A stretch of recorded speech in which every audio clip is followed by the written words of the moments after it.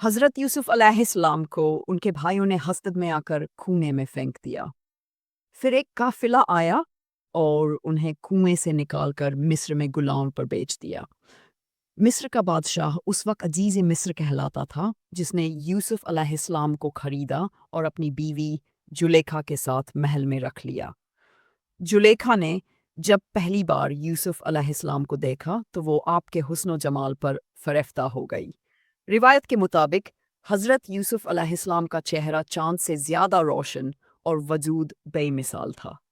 जुलेखा की आजमाइश, फितना और गुनाह की दावत। जुलेखा ने कई मर्तबा हज़रत यूसुफ़ अलैहिस्सलाम को गुनाह की दावत दी। कुरान में इसका जिक्र यूं आया है, वरावदतहु लती हुआ फ़ी बैतिहा अनफसे, यानी जिस औरत के घर में वो थे उसने उनसे खुद गुनाह की ख्वाहिश की। मगर यूसुफ़ अलैहिस्सलाम ने हर बार इनकार किया। काला माजल्ला इन्हू रब्बी अहसना मसवाए, यानी मैं अल्लाह की पनाह मांगता हूँ, मेरे रब ने मुझे इज्जत दी है। फिर जुलेखा ने दरवाजे बंद किए और जब यूसुफ़ अलैहिस्सलाम भागने लगे तो उसने उनका कमीज़ पीछे से फाड़ दिया।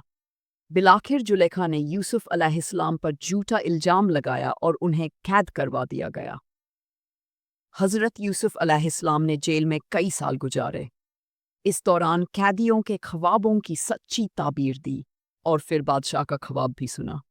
उसकी ताबीर से मुतासिर होकर बादशाह ने उन्हें मिस्र का वजीर खजाना बना दिया। वक्त का गुजरना, जुलेखा की तौबा और हाल जार।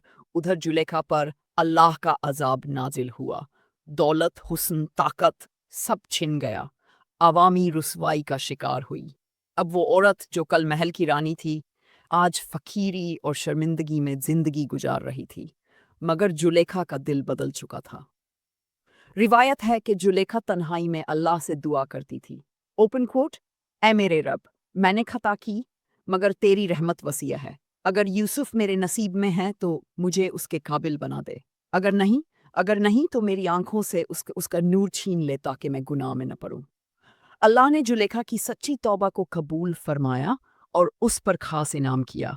उसकी बीना वापस आ गई, उसका हुस्न और जवानी लौट आई, दिल से दुनिया की मोहब्बत निकल गई। अब वो सिर्फ अल्लाह की मोहब्बत और आखिरत की कामयाबी चाहती थी। एक दिन यूसुफ अलैहिस्सलाम शाही दरबार में लोगों को रिज़्क दे रहे थे कि एक अजीब औरत को देखा जो बूढ़ी लग रही थी, मगर उसके चेहरे रूहानी नूर था। किसी ने बताया, ओपन कोट, यही जुलेखा है जो कभी आप पर फरेफ्ता थी, अब अल्लाह वाली बन चुकी है। हज़रत यूसुफ अलैहिस्सलाम ने जब उससे बात की तो जुलेखा ने नाएहतियात से कहा, यूसुफ, अब वो जुलेखा नहीं रही जो गुनाह पर उतर आई थी। अब मैं सिर्फ अल्लाह की बंदी हूँ और उसी से मोहब्बत करती हूँ। हज़रत यूसुफ अलैहिस्सलाम ने उसकी तौबा, आजिज़ी और रूहानी अज़मत को देखकर जुलेखा से निकाह का फ़ैसला किया। वो खुद बादशाह से इजाज़त लेकर निकाह करते हैं। जुलेखा को इज़्ज़त और तौक़ीर से दोबारा महल में लाया गया। दोनों ने निकाह किया और इबादत और तक़वा की ज़िंदगी गुजारी।